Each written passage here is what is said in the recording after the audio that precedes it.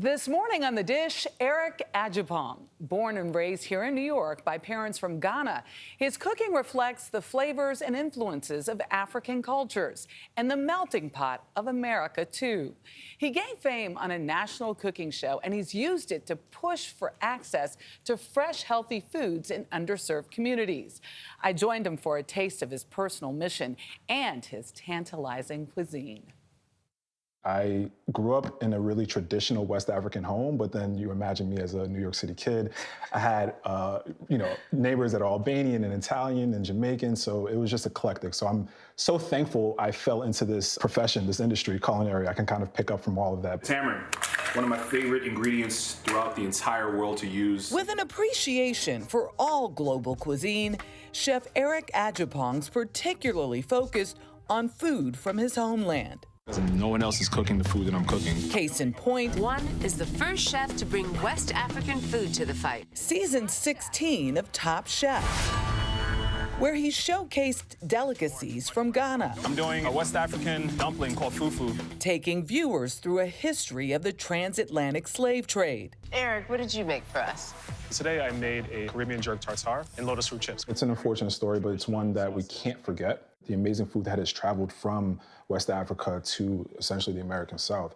And there's a beautiful lineage of all these ingredients that you might see over here as well. So it didn't come without comment. Maybe like a few days into the competition, and there was a chef who came to me and he says, you can chill on the African stuff. Like, you don't have to do it all the time. As if you would tell an Italian chef to not make pasta. So it was something that I internalized and kind of used as fuel as well, and wanted to actually do more, right? And almost won. I really almost won that season, which was insane. Eric, please pack your knives and go. I think I won in so many other ways. I put food out there that hasn't been seen before. I talked about food to judges with amazing palates that hadn't, eaten this food before. And I think I left a decent mark. In the end, do you think it hurt you and your chances? No. I'm sitting in front of Michelle right now, and I'm having to like this. I've done so many cool things. And sitting in front of a meal that, while personal, includes a bit of business. I'm an ambassador for Bowery Farming, and we're using a lot of their products right now. Indoor farms that bring fresh foods to urban communities. This is the baby kale Caesar salad that we have right here. So it's baby kale. We have a little bit of dandelion, some panko breadcrumbs, a little bit of shaved Parmesan, and then we have this beautiful green goddess Caesar dressing right here. Might I just dig in? Might as well, yeah. You just keep on, you keep going. It. Besides his non-traditional Caesar, there's his roasted carrots. The root vegetables. The root vegetables, exactly, yes. right? Baked roasted cod with peanut sauce. I love using these indigenous ingredients in a really creative way. And his chickpea stew. This is really just an homage to a lot of the Caribbean flavors that I love. And you really do love Caribbean food. Love the flavor. I mean, the Scotch. It's all like a huge line, right? I think about the ingredients that are used in West Africa, ingredients that are used in like the Caribbean islands, and ingredients that are used in like the American South. He showed me how he uses ingredients from across the diaspora. So now that we have everything really nice and kind of cooked down, to make his famous stew. It's time to add in some of our tomato paste. We're gonna build some flavor now. Add about a couple of teaspoons. I like it. All right, perfect. This is great. All right. We're gonna add some curry powder in that now. Ooh, I'm liking this dish. Okay. Now we can go ahead and kind of deglaze it with some chicken stock. Right there. Ooh, look at that. Right. You can hold that, be perfect. Thank you so much. And we chop some of those scallions. What I love about the scallion, obviously you can have that fresh or you can have it cooked. We're doing it both here. And then we got some pretty. Adjepong offered a lot of cooking classes online during the pandemic. Today we took Chef Eric's class making the jollof risotto. We've taken a lot of cooking classes, but this was hands down the best ever. Here is our final product. We had the best time.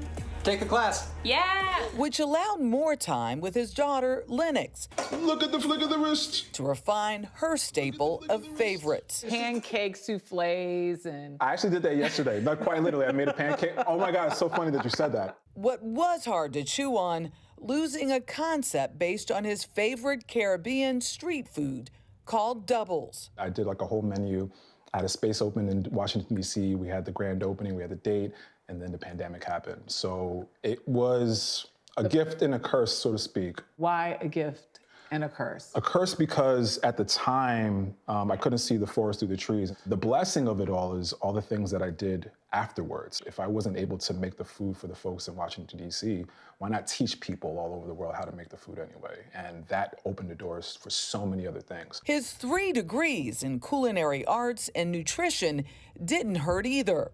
A triple threat he credits with his TV success as contestant, The winner of today's challenge is Eric. judge, 40 minutes left, guys, 40 minutes. and now host. So without further ado, the Iron Chef herself. A new gig that teams him with chef Alex Guarnaschelli I'm putting all my years of reputation on the line, and I wouldn't have it any other way. in Alex versus America.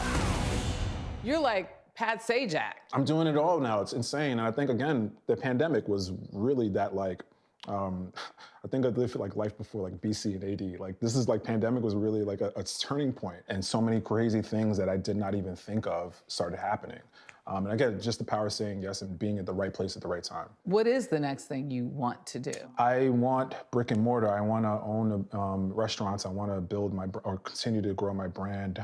I have some really, really exciting projects that are really going to help out with that. I'm looking to expand the idea of what African food can look like on a fine dining scale, on a quick service scale. I want to do this internationally. I want to do it in the Caribbean islands. So I have lofty plans to keep, stretching my wings. Yeah. I already know. Yeah. I think I know. He's right on the cusp of making a big announcement. But I have brought food. I see that. I can say that. A strawberry galette and his roasted carrots with his fresh greens. Amazing. All are features of Bowery Farming, which is a hydroponic farm. There are different spaces, primarily in Maryland right now, but he is very big on pushing urban communities and access to fresh produce. So this is all about it. This strawberry galette is The strawberry dish pops. Oh, I didn't try that yet. It's really good. Super fresh. I love the Caribbean dishes look great in it too. The street dishes. There is nothing better than doubles. I'm Doubles. just saying, doubles are like the taco of the Caribbean, but even better. And you know I love me some tacos. Well, strawberry that is really, really good. Oh, yeah.